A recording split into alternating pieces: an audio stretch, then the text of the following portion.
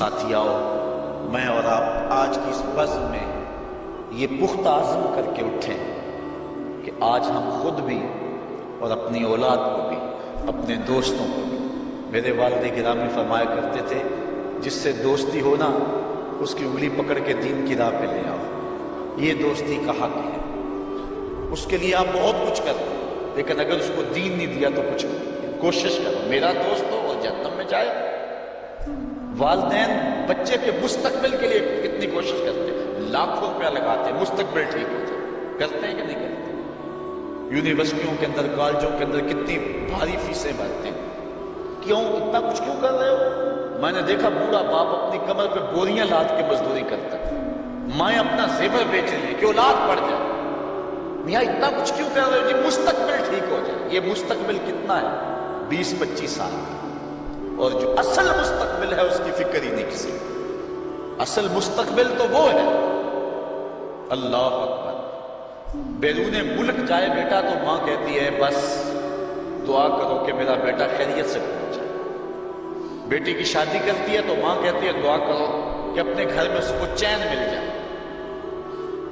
کسی کا انٹرویو ہوتا ہے، لوگ کہتے ہیں جناب دعا کرو کہ اس انٹرویو میں وہ کامیابی سے گزر جائے۔ میں کہتا ہوں جب قبر میں اترتا ہے پھر کسی نے آ کر کبھی نہیں کہا کہ دعا کرو مشکل گھڑی آ گئی ہے خیریت سے گزر جائے۔ اصل امتحان تو یہ ہے، اگر اس امتحان سے گزر گیا تو کامیابی اور باپراتی۔ یہ تھوڑا سا مستقبل دنیا کا، اس کے لیے ہم کتنے پیسے لگا دیتے ہیں، سب کچھ اولاد کو آتا ہے، ہر شے فر پڑھتے اور بولتے ہیں، دعائے قنوت بھی نہیں آتی ہوتی۔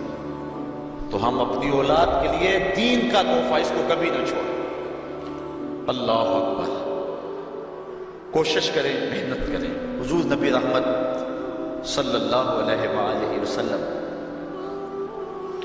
نے ان بد عمل واعظین کی بات بھی کی ہے کہ جو لوگوں کو نیکی کا حکم دیتے ہیں خود اس پہ عمل نہیں کرتے۔ آج ہمارے کچھ واعظین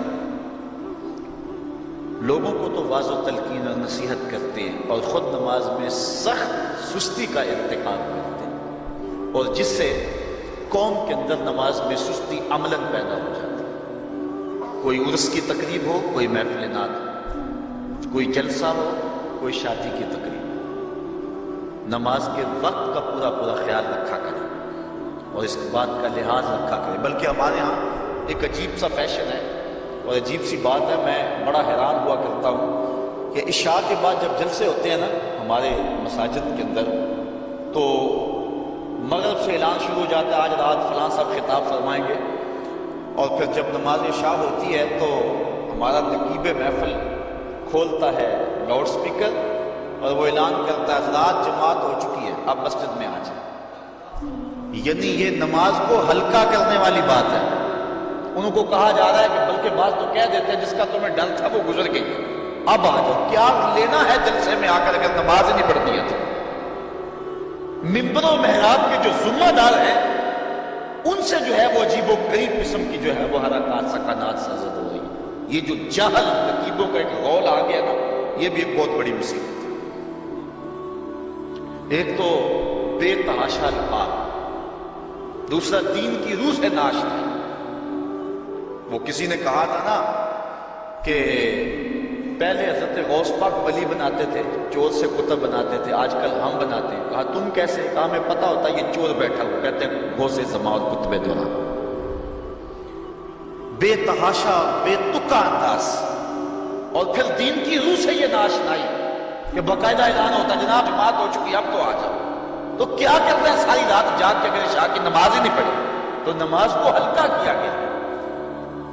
اسی طرح جلسہ لمبا ہو رہا ہے اور نماز کا وقت پڑ رہا ہے، ان چیزوں کا انتظام کرنا ہم نے کوشش کرنی۔ اور یہ بھی ایک مصیبت ہے کہ دربار بڑا اونچا ہے اور مسجد کے اندر جانوروں کی بیٹیں پڑی ہوئی ہیں۔ حیثیت تو مسجد کی ہے، دربار کی تو سامنے حیثیت ہے۔ دربار پہ 3 کروڑ روپیہ لگا ہوا ہے اور مسجد میں چٹائیاں بھی موجود ہیں۔ اپنے بھی خفا مجھ سے ہیں بیگانے بھی ناخوش، کہ زہر حلال کو کبھی کہہ نہ سکا کاند، بات وہی کہتا ہوں سمجھتا ہوں جسے حق، میں ابلہ مسجد ہوں نہ تہذیب کا فرض۔ بے تحاشا بے تکا انداز، اور پھر دین کی روح سے یہ ناشنائی کہ باقاعدہ اعلان ہوتا جناب جماعت ہو چکی اب تو آ جاؤ. تو کیا کرتے ہیں ساری رات جاگ کے میرے شاہ کی نماز ہی نہیں پڑھی. تو نماز کو ہلکا کیا گیا.